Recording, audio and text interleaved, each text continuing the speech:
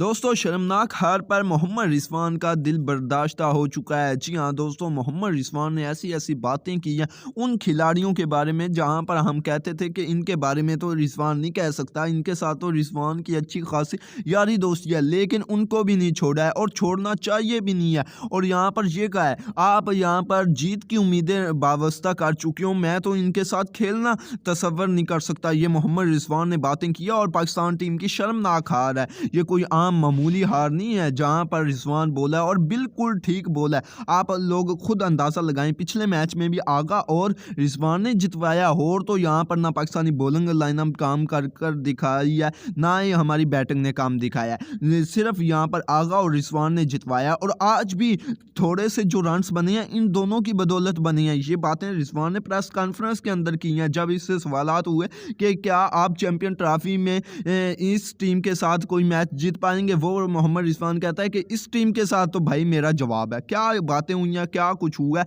आइए जानते हैं मुकम्मल तफसीलात। तो सबसे पहले यार रिजवान के लिए एक लाइक कर दीजिए, चैनल पर अगर आप फर्स्ट टाइम है तो चैनल को सब्सक्राइब कर दीजिए। तो बताते चलिए, आज मोहम्मद रिजवान ने टॉस जीता था, टॉस जीतकर पहले बैटिंग करने का फैसला किया था और ये गलत फैसला साबित हुआ है, क्योंकि इसे नहीं पता था कि आज फिर इसकी बैटिंग लाइनअप वही काम कर दिखाएगी जो कि पिछले 2 मैचों में इसकी बैटिंग ने किया है। अब फखर और बाबर आती हैं, आज फखर भी कुछ नहीं करता, फखर 2 चौके लगाता है, 15 बॉलों पर 10 रन बनाकर आउट हो जाता है। फखर से भी स्टार्ट अच्छा नहीं लिया गया। ये रिजवान ने कहा है कि अगर शुरू में स्टार्ट अच्छा मिला होता, जैसा कि इन लोगों ने बाबर और फखर ने अच्छी ओपनिंग की थी साउथ अफ्रीका के खिलाफ, वहां पर अगर इन लोगों ने अच्छी ओपनिंग की थी तो हमने जो टाइम लिया था अपने आप को सेट करने में आगा और रिजवान ने, यानी कि वो टाइम कवर हो गया था और यहाँ पर हमारे ऊपर इतना प्रेशर नहीं आया था। लेकिन प्रेशर ही उस वजह से आया कि हमने जो टाइम लगाया वो टाइम काम नहीं कर दिखाया। क्यों नहीं दिखाया? क्योंकि यहाँ पर आप लोग जानते हैं फखर और बाबर से ओपनिंग हुई नहीं है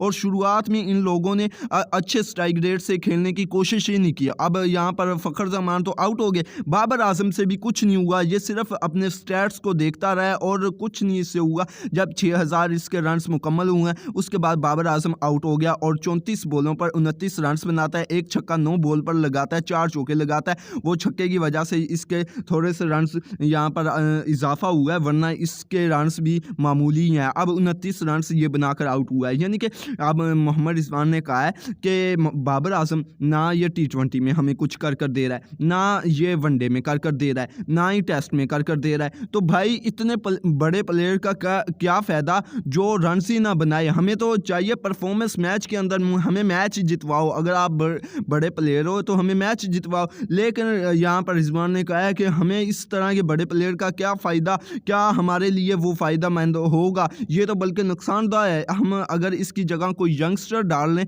तो वो यहाँ पर बताता भी है कि मैं ऐसे खेलता हूँ। और मोहम्मद रिजवान ने कहा है कि बाबर आजम से ओपनिंग नहीं की जा सकती और ना ही करवाएंगे हम, इसकी जगह यहाँ पर जो नंबर 3 पर है ना उसी पर रखेंगे। उसके बाद मोहम्मद रिजवान ने क्या कुछ कहा है ये तो बताते हैं, लेकिन उससे पहले Pakistani bowling lineup batting lineup पर नजरसानी थोड़ी सी करते हैं। यहाँ पर मोहम्मद रिजवान ने और सलमान अली आका ने अच्छी पार्टनरशिप बिल्ड किया, वरना यहाँ पर कुछ नहीं होना था, इनसे 200 रन भी नहीं पड़ने थे। अब मोहम्मद रिजवान ने 40 रन बनाए हैं, आगा साहब ने 45 रन बनाए हैं, रिजवान ने एक छक्का भी लगाया और आका ने भी एक छक्का लगाया।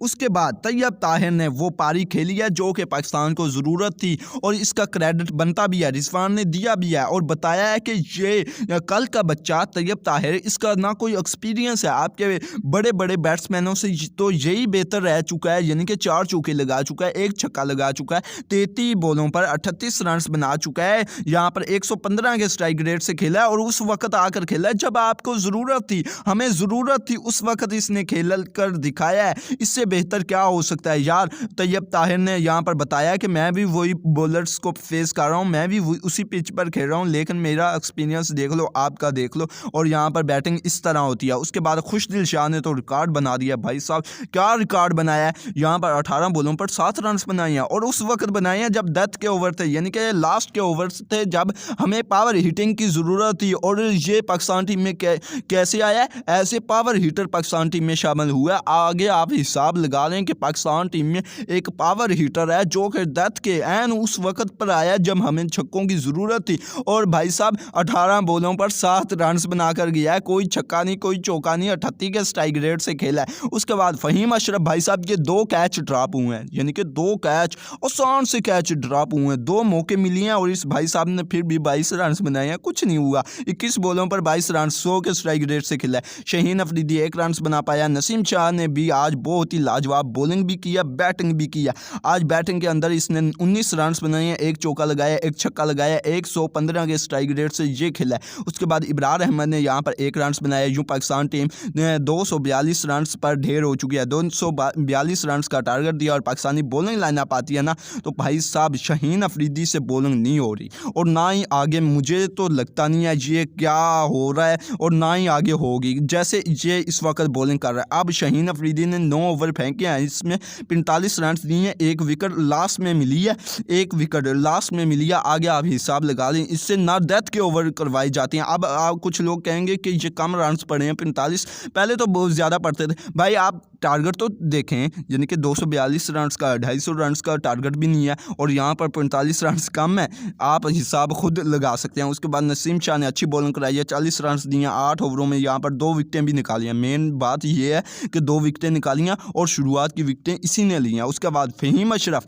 इससे जब बॉलिंग ही नहीं करवानी, बैटिंग इससे होती नहीं, तो फिर पाकिस्तान टीम में यार क्या फ़ायदा। अब 2 ओवर इसने फेंके, 16 रन दे दिया, 8 का इकोनॉमी रेट है, कोई विकेट नहीं। उसके बाद इब्रार अहमद को आज मार पड़ी है। अब यही होगा ना, एक आपके पास बॉलर ही एक है, मेन स्पिनर ही एक है, उसको कभी मार भी पड़ेगी, कभी वो अच्छा भी रहेगा। अब यहाँ पर इब्रार अहमद ने 67 रन दे दिए, 10 ओवरों में 1 विकेट निकालिया। सलमान अली आगा की जितनी तारीफ की जाए कम है, ना सिर्फ ये अच्छी बैटिंग करता है बल्कि फील्डिंग भी करता है। आपका फील्डर भी यहाँ पर बना हुआ है, मेन फील्डर, और इसके अलावा बॉलिंग भी आज लाजवाब किया। 45 रन दिए, 10 ओवर फेंके, 1 विकेट निकाल लिया है। खुशदिल शाह भाई साहब ने बॉलिंग थोड़ी सी अच्छी करवा दी है, 22 रन दिए हैं, 6 ओवरों में 3 का इकोनॉमी रेट है। अब यहाँ पर ना पाकिस्तान टीम की बॉलिंग अगर अच्छी की है तो आगा साहब और नसीम शाह ने की है, इनकी बदौलत ही पाकिस्तान टीम 45 ओवरों तक मैच को ले जा पाया, वरना पाकिस्तान टीम से ये भी नहीं होना था। अब यहाँ पर 45 ओवर में 243 रन बना दिए न्यूजीलैंड ने और फाइनल में पाकिस्तान को शिकस्त दी थी, जिसके बाद मोहम्मद रिजवान ने भाई साहब आकर कह दिया कि ना ही यहाँ पर बाबर से ओपनिंग होती है और ना ही हम उससे करवाएंगे, क्योंकि यहाँ पर हमने अपना नया ओपनर ढूंढेंगे और ढूंढ कर दिखाएंगे और बाबर जिस नंबर पर अच्छी बैटिंग करता है वहाँ पर ही रखेंगे। उसके बाद अगली जो बात की है वो ये की है कि जो खुशदिल शाह और फ़हीम अशरफ है, इनका पाकिस्तान टीम में पता नहीं कैसे आए नमूदार हुए हैं, यानी कि क्या कुछ हुआ वो मुझे नहीं पता, लेकिन इनकी जो परफॉर्मेंस है वो बिल्कुल ज़ीरो है और ना ही ये चैम्पियन ट्रॉफी के लायक है।